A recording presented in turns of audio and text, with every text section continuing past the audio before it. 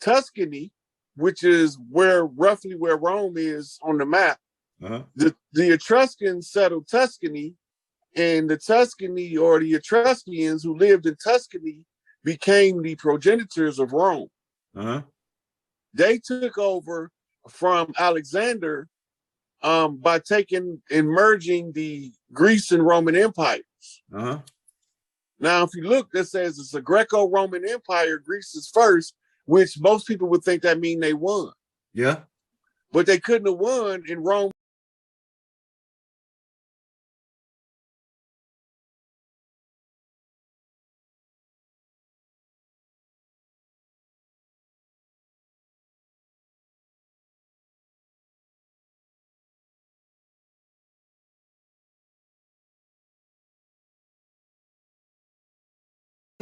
So if he was born in 7 AD, he lived 33 years, right? That's 40 AD. Not until 325 did something form called the Nicene Council. Now, the Nicene Council was formed in Rome, right?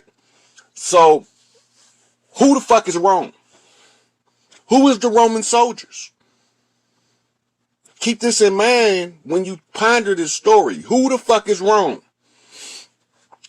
In the BC period, they had a conqueror in Greece by the name of Alexander. Now, the history books say that Alexander was chosen by God, right?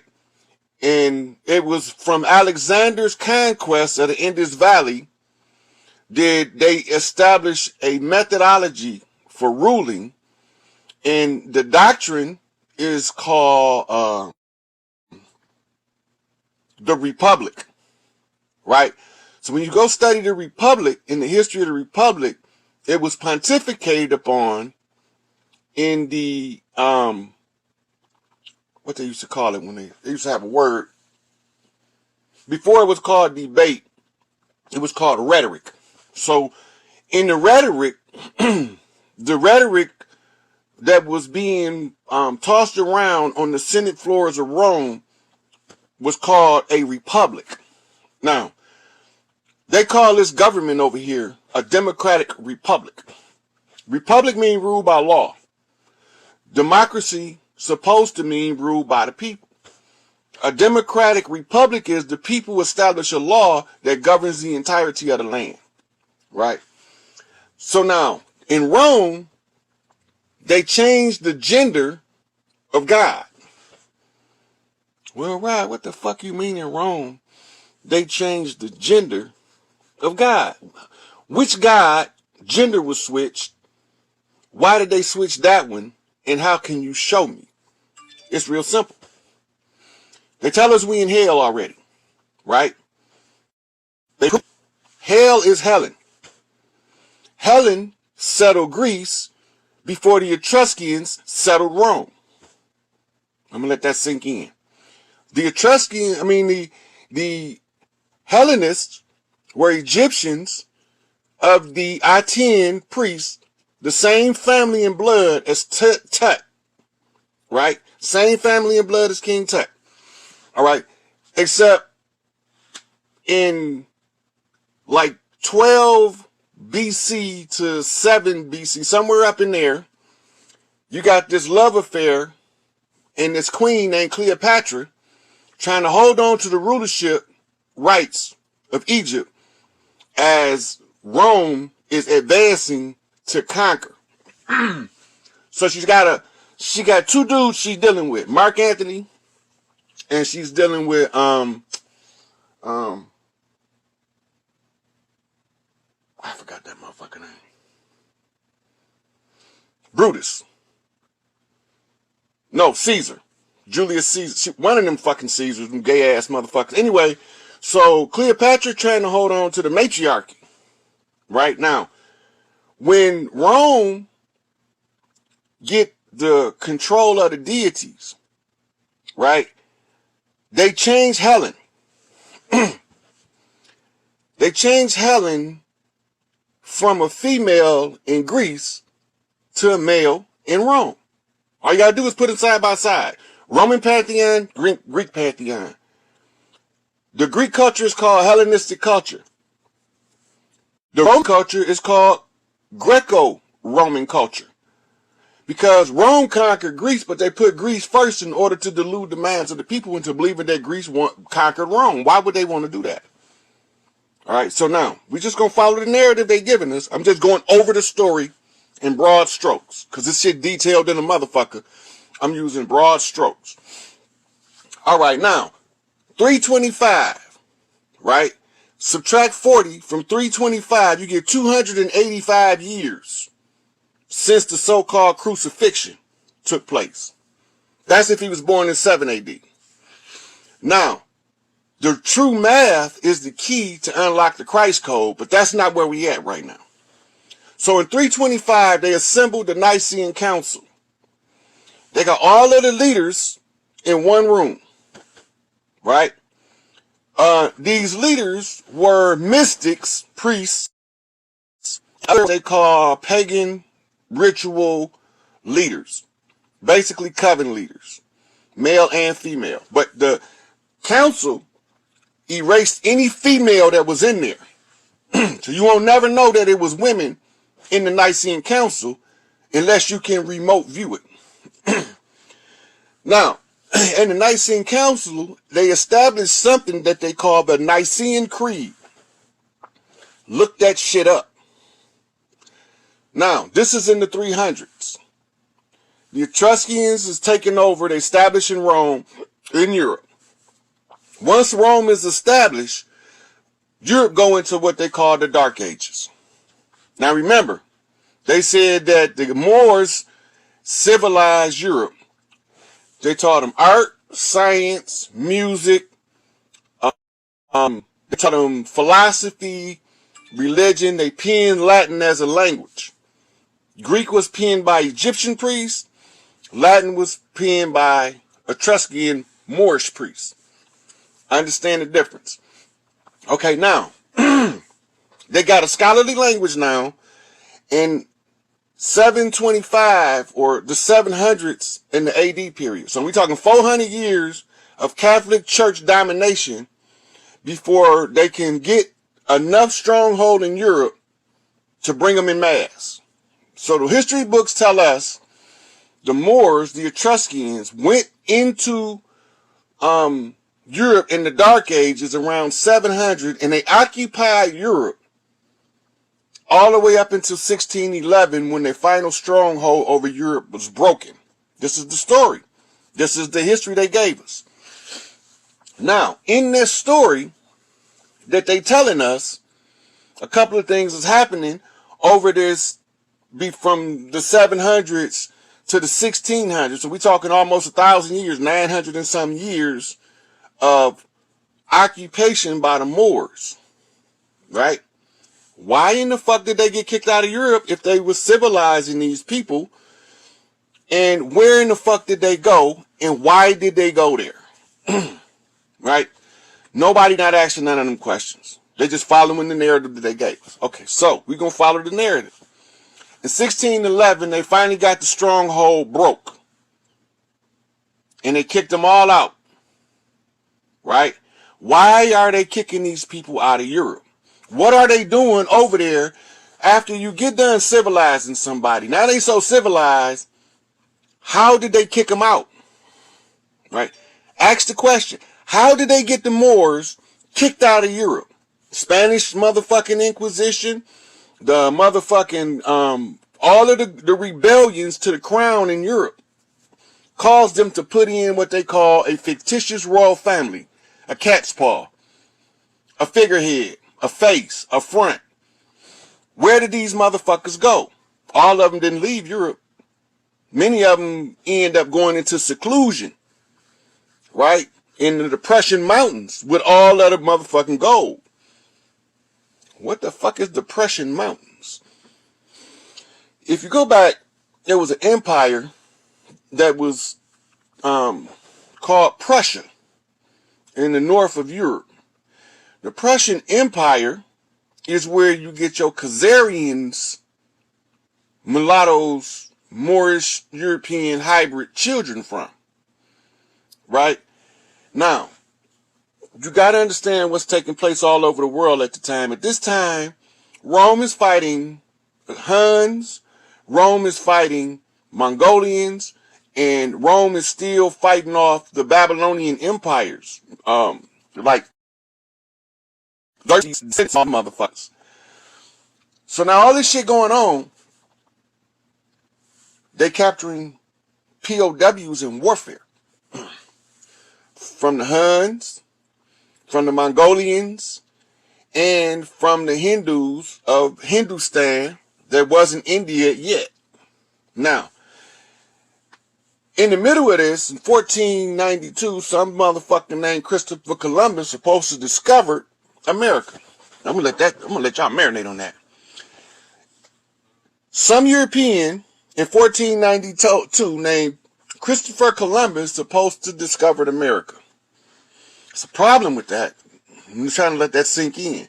In 1492, the Spanish crown sent somebody named Christopher Columbus to find an alternate trade route to Hindustan that wasn't called India yet.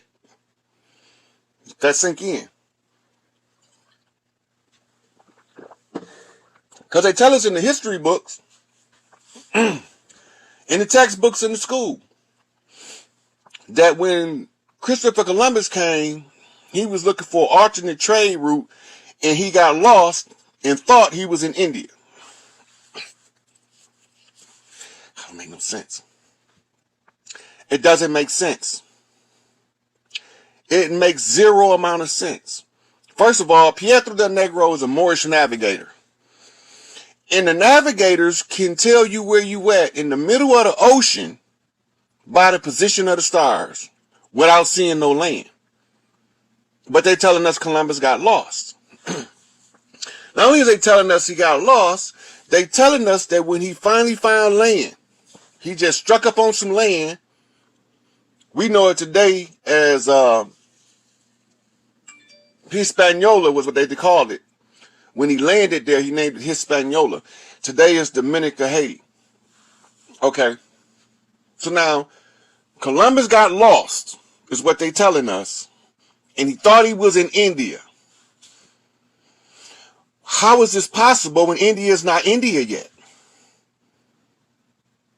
This in your textbook, in your school, that they teaching your children is bullshit. Columbus got lost. He got lost. And in the course of him getting lost, he thought he was in India and called the people Indians. But the problem is, India wasn't India yet.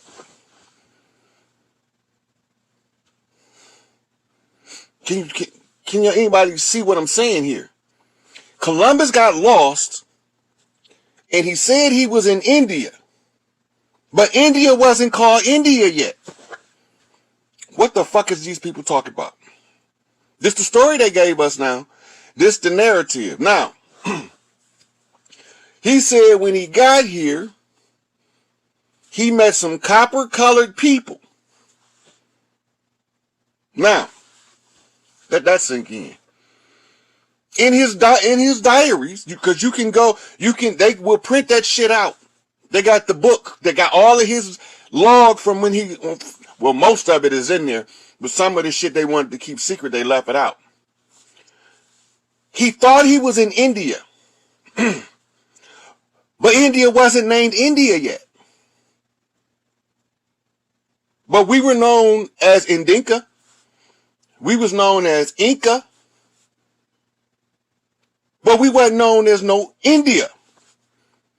They called us Indico, which became known as Indigo, as we refer to the children now as Indigo children. But it wasn't no fucking India. Where this nigga think he going? Are y'all not catching that part? Okay, let's go on with the narrative.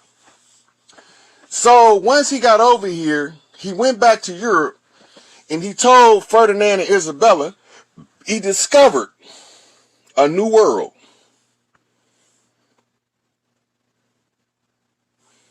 Okay, I got a person. Somebody want to come in. I'm gonna let him in. and see what we got going on here.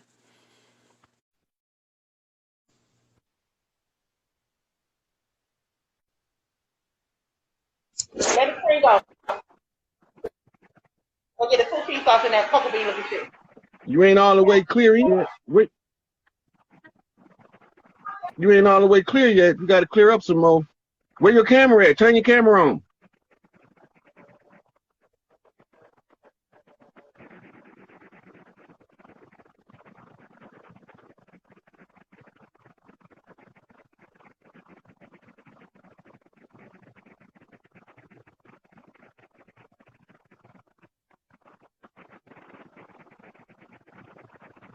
See, this is the bullshit they be on social media. So I'm going to keep on talking, right?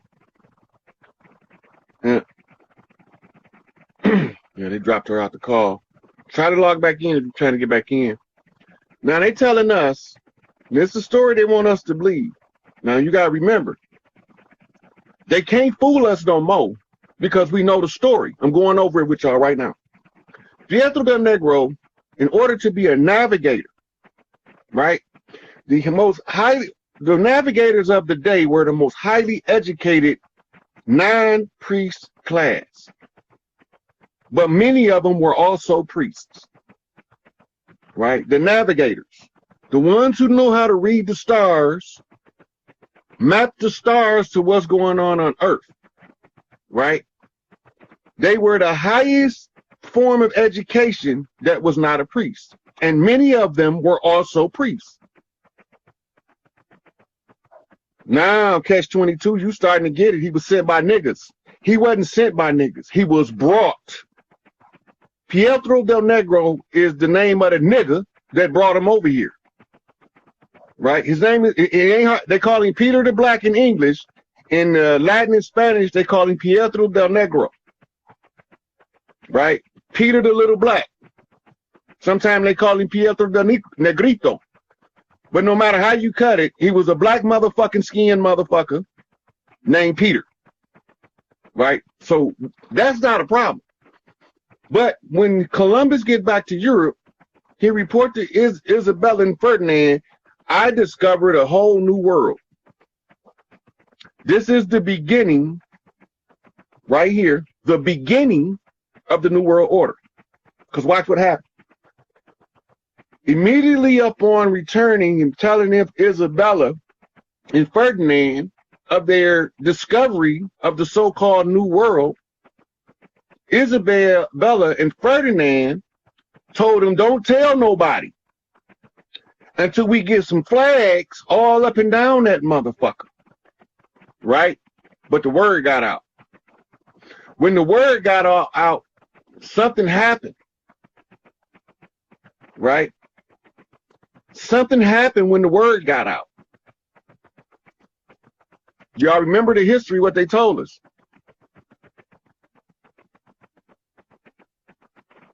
Oh, don't worry about it. We got this shit covered. So once they got over there and they start spreading the word about the New World, that Columbus and the nigga Peter the Negro, they discovered the New World. Now, first of all, let me stop right here. Let me tell you. So the history says that Christopher Colombo, or his name was Cristobal Colombo, was a what you call that? Sephardic Jew. Now, this became disturbing to me because we got three main classes of Jew in modern era. We got Ashkenazi, we got Sephardi, and we got Khazarian. And not one of these motherfuckers, not one, Ashkenazi, Sephardi, or Khazarian is one of the 12 children or tribes of Israel. Go look it up. Who the fuck is these motherfuckers? I already gave y'all the spoiler on the Khazarians. Right? Now they call the Ashkenazi and the Sephardi are known as the Spanish Jew and the French Jew in modern colloquial terminology. Both of them are Latin subcultures. French is a subculture language of Latin. Latin is the parent language of French, Spanish, Italian, and Dutch, and a couple more. Latin is the parent language. So the French, the Italians, and the Spaniards are connected by linguistics that was written by Etruscan Moors. All right, now that y'all get this part, when they all start coming over here, who came first? Who came first in mass? They were called conquistadors. Break the word down and translate it. Conquest, Tudor. The Tudor royal family. Look them up. Google who are the Tudors. Tudor. It's an entire royal family.